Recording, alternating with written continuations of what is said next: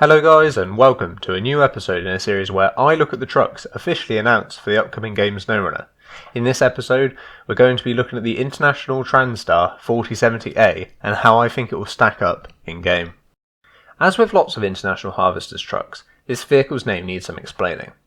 So the Transtar series, at the time called the CO/COF 4000 series, first came around in 1965 as a replacement for International's DCO 400 series.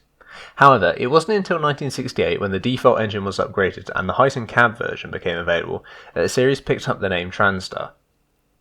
At this point, Transtars came in three main different variants. The first was the CO 4070, which had a standard sized cab and therefore a weaker selection of engines, and two axles.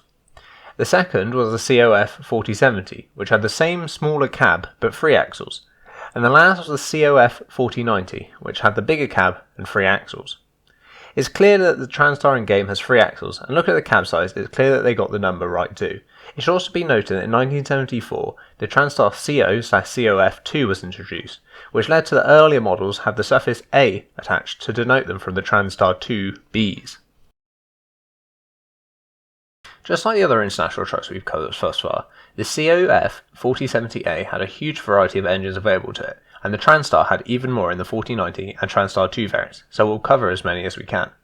The standard engine for the Transtar 4070A was the Cummins NH230, a 230 horsepower, 14 litre diesel inline-six engine. The smallest engine available, however, was a 218 horsepower, 5.2 litre diesel inline-six built by Detroit Diesel that was actually available in the Paystar series too. And this is true for a lot of the engines the Transtar series had available to it. I'll have lists comparing the two engine selections on the screen, and there should be a noticeable amount of overlap. Just like the Paystar, the largest engine available was a 370 horsepower engine built by Cummins.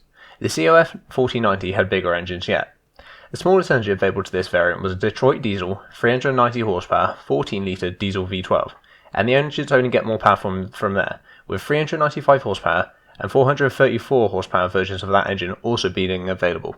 The Transtar COF 4070A came with a selection of cabins, including a sleeper cabin, a deluxe sleeper cabin, and a single day cab, which is on the Transtar featured in the game.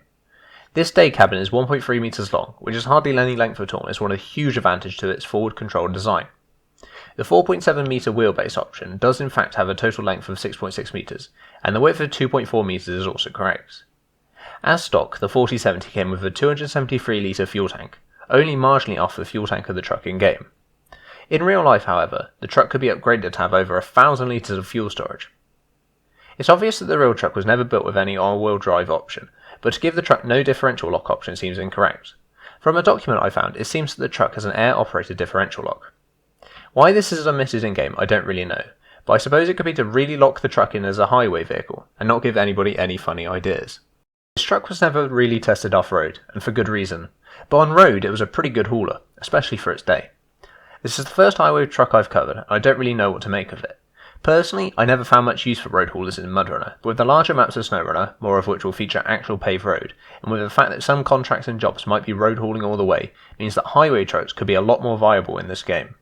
Specifically talking about the Transtar, this thing is an unassuming beast. For such a small truck, this is the smallest conventional truck other than the Lodestar, 370 horsepower is insane, and that's assuming that it doesn't get access to the engines the 4090 had.